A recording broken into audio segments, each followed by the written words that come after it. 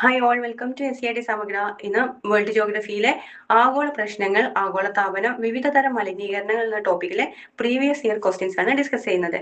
First question ആണ്, താഴെ കൊടുത്തിരിക്കുന്ന വാതകങ്ങളിൽ ഹരിതഗ്രഹ പ്രഭാവത്തിന് കാരണമാകുന്നത് ഏതാണ്? ഹരിതഗ്രഹ പ്രഭാവത്തിന് കാരണമാകുന്നത് ഏതാണ്? കാർബൺ ഡൈ ഓക്സൈഡ് കേട്ടോ, കാർബൺ ഡൈ ഓക്സൈഡ് ആണ്. ഹരിതഗ്രഹ വാതകങ്ങളിൽ പെടാത്തത് ഏതാണ്? കാർബൺ ഡൈ ഓപ്ഷൻ പറയാം: carbon dioxide, methane, nitrous oxide, nitrogen. ഇതിലേതാണ് ഹരിതഗ്രഹ വാതകങ്ങളിൽ ഉൾപ്പെടാത്തത്? നൈട്രജൻ ആട്ടോ, നൈട്രജൻ ആണ്. ഇനി ഹരിതഗ്രഹ വാതകങ്ങൾ നിയന്ത്രിക്കുന്നതിനായിട്ട് ആഗോള ശ്രമങ്ങളിൽ ഏറ്റവും പ്രധാനപ്പെട്ട പ്രോട്ടോകോൾ ഏതാണ്? പ്രധാനമായ പ്രോട്ടോകോൾ ഏതാണ്?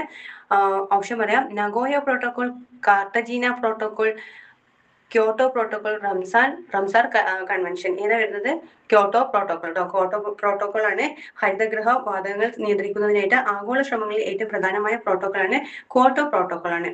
ഇനി ഉയരുന്ന താപനിലയും, അതൊരു CA ക്വസ്റ്റ്യൻ ഒന്നും വേണ്ട. നെക്സ്റ്റ് ആണ്, ഏത് തരത്തിലുള്ള മലിനീകരണമാണ് ആവാസ വ്യവസ്ഥയിൽ യൂട്രോഫിക്കേഷന് കാരണമാകുന്നത്? ഏത് തരത്തിലുള്ള മലിനീകരണമാണ് ആവാസ വ്യവസ്ഥയിൽ യൂട്രോഫിക്കേഷന് കാരണമാകുന്നത്? ഓപ്ഷൻ വേണം: പ്ലാസ്റ്റിക് മലിനീകരണം, താപമലിനീകരണം, നൈട്രജൻ, ഫോസ്ഫറസ് എന്നിവയിൽ നിന്നുള്ള പോഷക മലിനീകരണം, ഷിപ്പിംഗ് പ്രവർത്തനത്തിൽ നിന്നുള്ള മലിനീകരണം. ഏതാണെന്നറിയോ? യൂട്രോഫിക്കേഷന് കാരണമാകുന്നത് നൈട്രജൻ, ഫോസ്ഫറസ് എന്നിവയിൽ നിന്നുള്ള പോഷക മലിനീകരണമാണ് യൂട്രോഫിക്കേഷന് കാരണമാകുന്നത്. എന്താണ്? നൈട്രജൻ, ഫോസ്ഫറസ് എന്നിവയിൽ നിന്നുള്ള പോഷക മലിനീകരണമാണ് യൂട്രോഫിക്കേഷന് കാരണമാകുന്നത്. ഇനി താഴെ പറയുന്ന ഏത് ഫീഡ്ബാക്ക് മെക്കാനിസമാണ് ആഗോള താപനത്തെ ത്വരിതപ്പെടുത്താൻ ഏറ്റവും സാധ്യതയുള്ളത്? ഡിഗ്രി ലെവൽ ക്വസ്റ്റ്യൻ്റെ കേട്ടോ ക്വസ്റ്റ്യൻ ആണ്. താഴെ പറയുന്നതിൽ ഏത് ഫീഡ്ബാക്ക് മെക്കാനിസമാണ് ആഗോള താപനത്തെ ത്വരിതപ്പെടുത്താൻ ഏറ്റവും സാധ്യതയുള്ളതെന്ന്? ഓപ്ഷൻസ് വേണ്ടല്ലോ, ആൻസർ പറയാം: ധ്രുവീയ മഞ്ഞുരുകുന്നത് ഭൂമിയുടെ ആൽബിഡോയെ കുറക്കുന്നു. ധ്രുവീയ മഞ്ഞുരുകുന്നത് ഭൂമിയുടെ ആൽബിഡോയെ കുറക്കുന്നു. അതാണ് ആൻസർ.